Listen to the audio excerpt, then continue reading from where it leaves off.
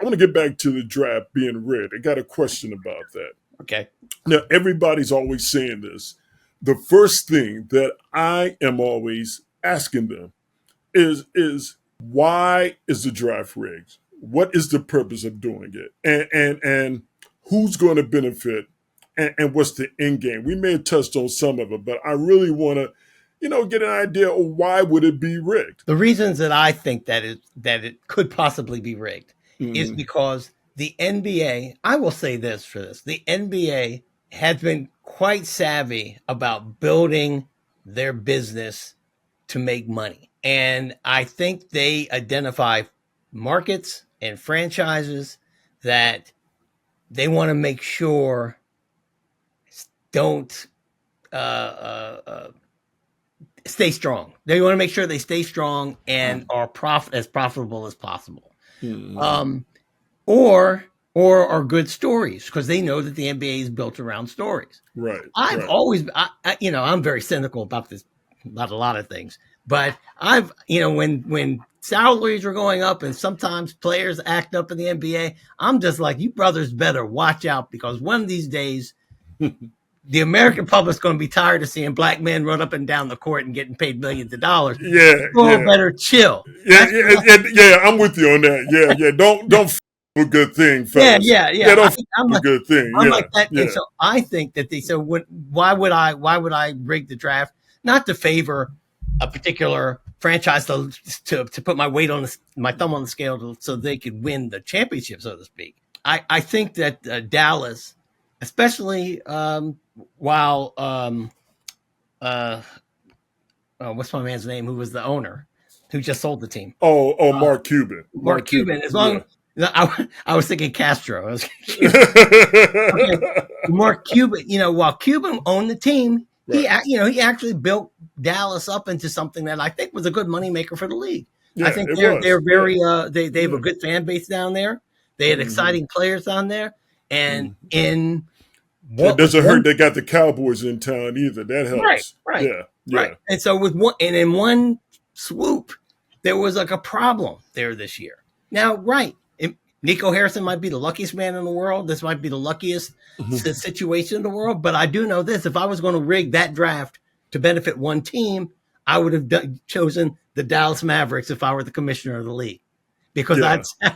I'd say that team, just like in 1985, I would say what team really needs Patrick Ewing? New York Knicks. Honestly, man, that's why I don't say it's rigged, but your argument is kind of, I mean, it's strong. It's a Right. strong argument, and it can kind of make sense. You want to keep the balance of interest throughout the league. Zion in New Orleans. Right. Then you have SGA and OKC.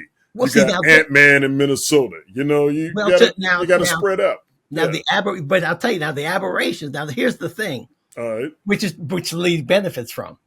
I don't think OKC is one of those teams, and I don't think that Minnesota is necessarily one of those teams. I think those are two well-run franchises Okay. because Okay. Okay. and so that's great. But I can look at and I just pulled it up just now on this monitor. Mhm. I can look at the Oklahoma as a Wizards fan. If I look at the Oklahoma City Thunder roster, Mm-hmm. every single one of those players, if they played for the Wizards, would suck. Even SGA. You know what? You know what? That is a very good point. You'll be like, yeah, you Yeah. get guys from the Wizards, they go to another team and they kick ass. You like, geez, what is this? Yeah, you're Yeah. right. If you looked at some of those guys they were playing for the Wizards, they would, yeah, that's true. Now, SGA's been in the league for a little while, and one of the reasons I respect him so much as a player is that he's a guy who has, much like I tell young guys, much like Charles Barkley, different position, I know, but Mm-hmm. Barkley is my case study for if you want to go into the NBA and really make yourself a good player, just go talk to Charles Barkley and figure out what he did, because Charles Barkley, all he did out of Auburn is rebound. My man became a 3-point shooter. He could run offense through Charles Barkley. You could do a Mm-hmm. lot. And Yeah. he worked on his game, and that's the same thing with SGA. But I'll tell you what, if SGA came to the Wizards, he'd have a John Wall career. I mean, he'd just be, he'd be a guy who would, Do you now think John Wall, if you think that if John Wall was at OKC, he would have had a better career? if he's coachable, that's the other good thing about that particular roster. And I think about whoever their GM is in Oklahoma City. I think if I had to guess what I think his real superpower is that he knows how to choose coachable players. You think Ben Simmons wasn't coachable? That might be the case with him. What do you think? Well, I just don't. No, I don't think he's coachable, but not for reasons of him having a bad attitude. I just don't think he cares about basketball. Yeah. I mean, I don't think he's, I think he's a head case. I just don't think he's motivated. I think he's motivated. Right. But I look at guys, because there are guys who are playing for Oklahoma City right now, except for, I said the only one I'm looking at the roster right now, Hartenstein sort of showed who he is when he was at New York. Right, he did. So Hartenstein was on the guy, but Holmgren, I thought Holmgren was going to be a bust, man. You thought Holmgren was going to be a bust? Oh yeah. Look, man. Let me tell you why Holmgren because he went to Gonzaga. That's number one. That's why. But. Well, he went to the wrong school, in my opinion. Yeah. But what Holmgren, man, has swag. I can see that now. Yeah, he has swag, and he has this determination to show that he could play with the big boys because he's always been a thin kid, where you're just tall. But he goes out there and he kicks ass, and you don't see it coming. And he's one of my favorite players to watch. Believe it or not, my favorite player is Ant-Man. I'm paying money to go see Ant-Man play. I'm paying money to go see Giannis play. Those are the two that I'm paying money for, and also Westbrook. Westbrook's my son's favorite player.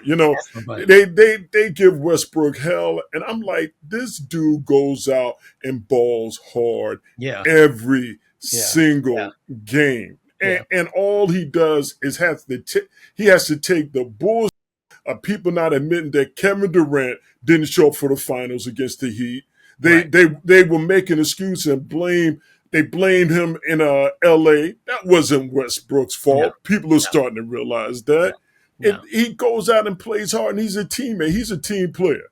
No. Those are the type of players you want on the team. No, I love Westbrook. I mean, in the last, I was telling my best friend this the other day. Yeah. In the last 15 seasons at the least, the one, the season that Westbrook was at the Wizards, I watched the most Wizards games on TV than I ever watched in that too, man. I went to 3 Wizards games that season, man. Yeah. Because he balls hard. He does. Every time. And that's what you want from a player. Because like you said, you got some guys, look, Kawhi Leonard's one of the greatest players I've ever seen play the game.